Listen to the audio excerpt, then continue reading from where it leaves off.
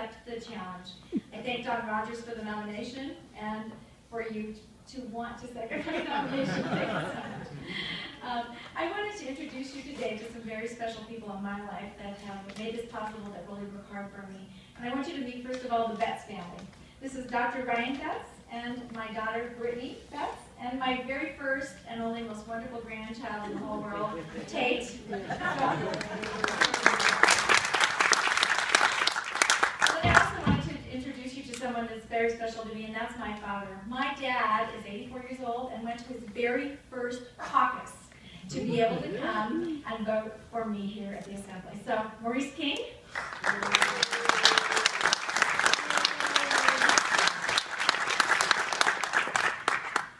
Well, I'm asking you today to renew my contract for my second and final term, because I believe in term limits, to represent you at the El Paso County Board of Commissioners for District 5. I'm a public servant. I'm not a career politician. I promise you that I will never run for public office unless God calls me. For those of you who know me, I make just one promise. I will continue to do exactly what I've done.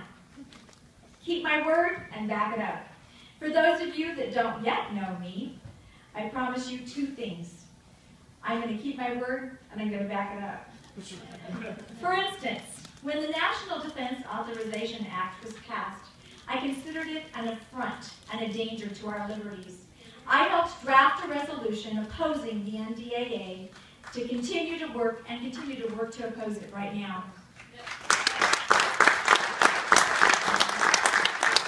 Because one of our most fundamental rights as citizens is to be free from unreasonable detention and have due process of law. We must fight for our sovereign freedom. That's gifted to us as an unalienable, not unalienable, but unalienable right by God.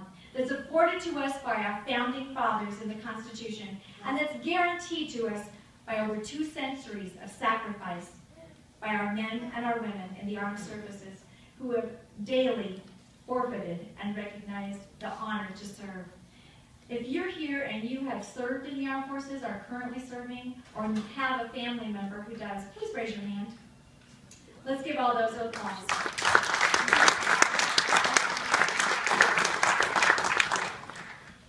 When the President began to infringe upon our Second Amendment rights, I took affront to that, and I helped draft and pass, with the help of my colleagues, a resolution opposing those actions.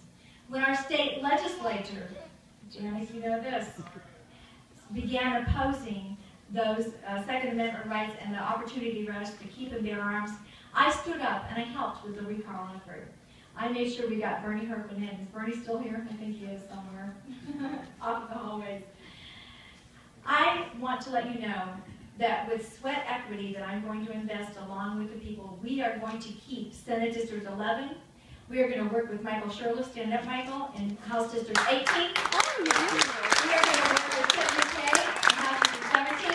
Because not only are we going to keep Senate 11, we are going to win back 17 and 18 together as we knock, walk, and talk and put in that sweat equity to earn those back.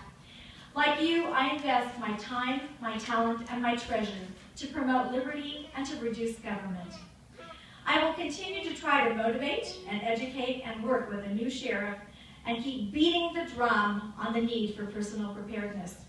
In addition to the regular duties of my office that you all have on the card I gave out to you as you walked in today, showing what some of my regular duties are, I'm going to focus, and I'm called to focus, on emergency preparedness. We all know firsthand the devastating effects of the fires and floods in our region. We know that it's not going to be if we have another flood or disaster or catastrophe. We just wonder when.